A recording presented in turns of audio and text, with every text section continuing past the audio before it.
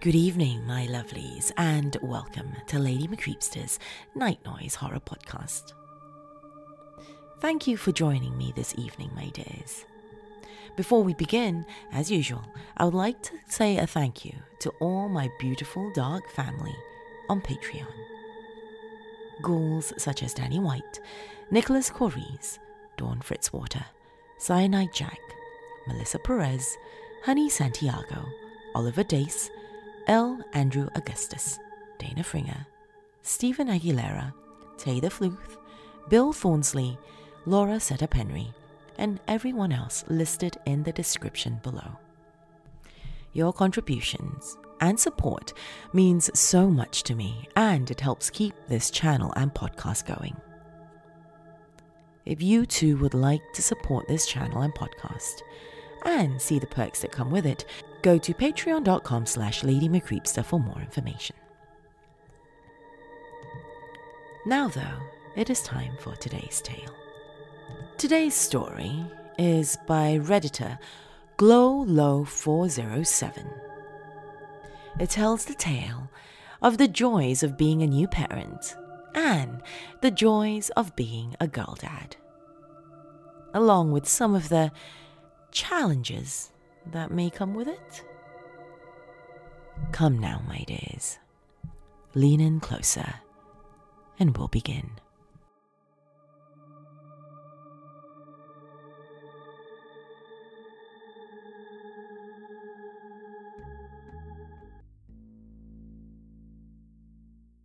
Becoming a father is life-changing. It puts many things into perspective. Everyday routines become irrelevant once you hold your very own baby for the first time. Sure, the constant changing of diapers and the crying every night are a tad annoying, but seeing little Emma smile as we play brightens my entire day. I feel like I owe you, the fathers reading this, an apology. You will despise me after reading this story, and I don't blame you for that. But whatever you do, don't come looking for me, as by the time you read this, I'll be gone. Ever since little Emma was a baby, she loved stuffed animals. When she was born, we introduced her to Mr. Snuffles, a cute little bunny. Uncle Tommy forgot to take off the price tag, revealing it was probably the cheapest toy he could find in some shady gas station on his way to the hospital. Reflecting on that moment, I'm honestly surprised he even showed up. I watched Emma sleep, cuddle and play with Mr. Snuffles for the next 3 years, and after those years, well, little Snuffles just disappeared. My wife and I spent hours looking and spent even longer trying to stop our baby girl from crying. Emma slept with us at night, and honestly, it made me wish she lost Mr. Snuffles every day. All the stuffed animals we got Emma in the next couple of months met the same fate. They all seemed to disappear at night, no matter how hard Sophie and I searched. Sometimes it took a week, sometimes only a couple of hours. It's almost like they just got up and left or something. At some point, we even thought Emma was messing with us, hiding the stuffed animals so we would buy her even more. It wouldn't surprise me, to be honest. Emma is a bright kid, brighter than a lot of children her age. The entire plushie story went on for 2 straight months, but after we decided to stop buying her plushies, things took a terrifying turn. It started small, with Emma refusing to talk. Sure, she can be a stubborn kid, but this seemed different somehow. It felt like Emma locked herself up inside her own bubble. She stopped being her joyful little self, and instead spent hours laying in bed, facing the wall so she wouldn't have to look at us. Sure, this is strange behavior, but it's Emma refusing to eat that really got us concerned. every meal became a fight, with Emma scratching, screaming, and crying. I never told anyone, but she bit me once. I was trying to make her a sandwich for the 5th time, and while grabbing the peanut butter, she bit my arm. Not a minor bite either. Want to hear something weird? When I returned to the kitchen after patching myself up, she actually smiled for the first time in days, and for a couple of hours, everything returned to normal. She even fell asleep on my lap while watching cartoons later that day. Sophie came up with the idea to place a baby monitor in Emma's room. I wasn't fond of the suggestion, but at this point, Emma hadn't eaten in 2 days. Over the past couple of weeks, Sophie had grown this habit of checking up on little Emma every hour. It made me realize how much pressure this put on both of us. The baby monitor was our final attempt at fixing our daughter ourselves before getting professional help. I drove over to the closest store and found a cheap baby monitor with an integrated camera. The monitor was sound and motion activated, recording for 2 minutes after motion got detected. I installed the camera in Emma's room and used an old memory card I still had from the photography course I followed once. I still remember how I felt when reviewing the footage for the first time. For some reason, Sophie and I truly hoped this footage would tell us what was wrong with little Emma. The first clip started with the crackling sounds of the baby monitor's microphone mixed with a low-pitched giggle. The camera's night vision needed a minute to adjust, and it took a couple of seconds before we could distinguish all the different shapes of the room. Little Emma was sleeping and everything looked quite normal at first.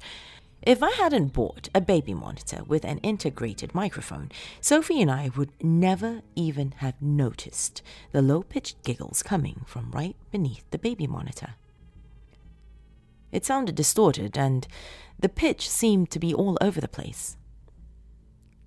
It wasn't until Emma opened her eyes and started giggling along that we noticed how good the audio quality actually was. Something was in Emma's room. Sophie and I were shocked, and it took us a while before we decided to watch the other 2 recordings. The second recording started with Emma standing in front of the monitor, blocking its view.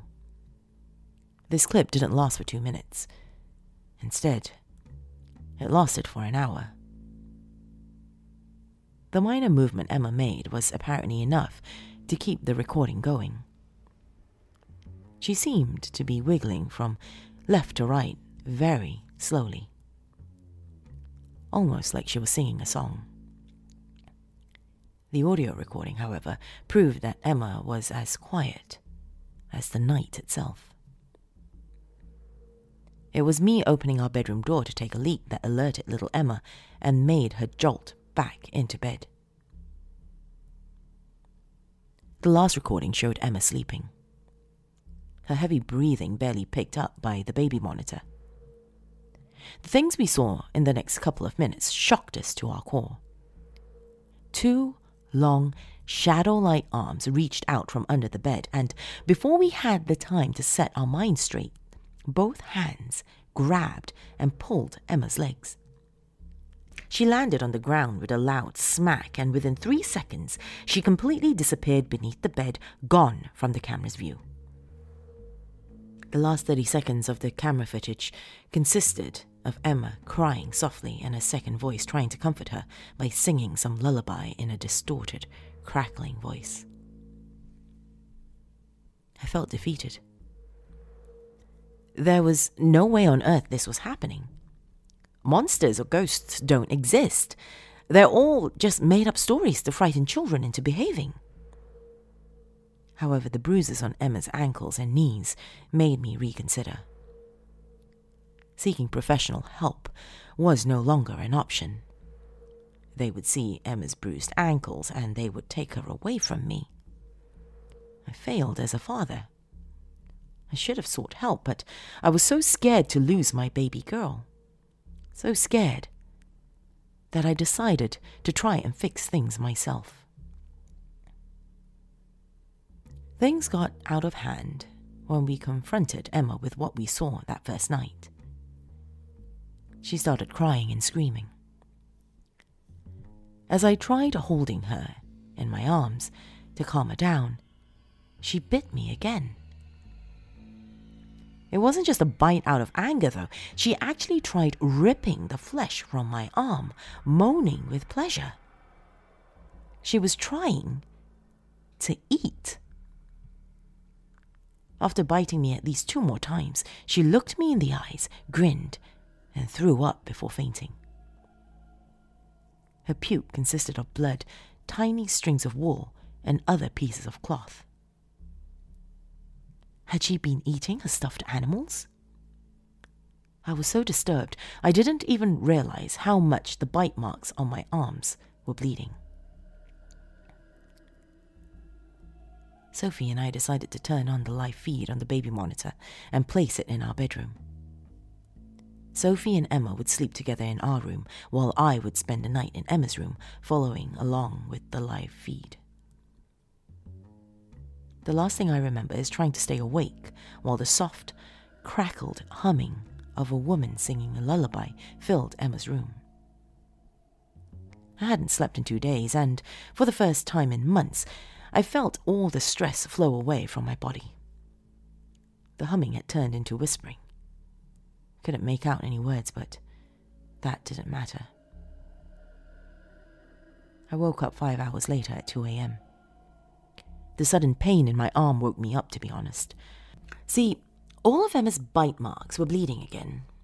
My fingers were covered in blood, and it took me a minute to realize I had moved to the back wall of Emma's room. Something was written on the wall in blood. My blood. Dodo piti popo pa vel dodo.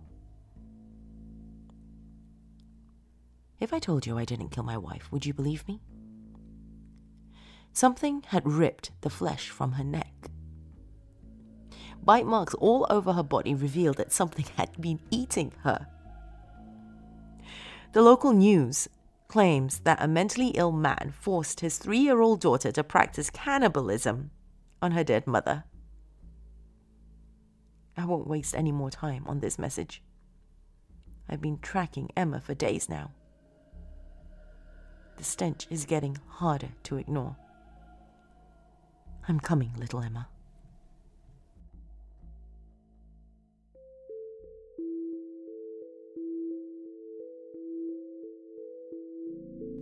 Thank you for joining me this evening, my dears. If you enjoyed this tale, be sure to give this video a thumbs up if you're watching on YouTube and leave a comment in the description below. If you have just stumbled upon my realm, my dears, be sure to hit that subscribe button before leaving. Additionally, those of you watching on YouTube, be sure to hit that bell icon as well to be notified of new uploads. If you have a tale of your own that you would like to submit to be considered for performance on this channel and podcast, send it over to me at lady.mccreepster@gmail.com.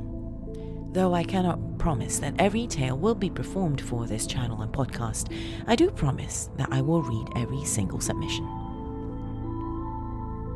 That is all the time we have this evening, my dears. Till next time, sweet dreams.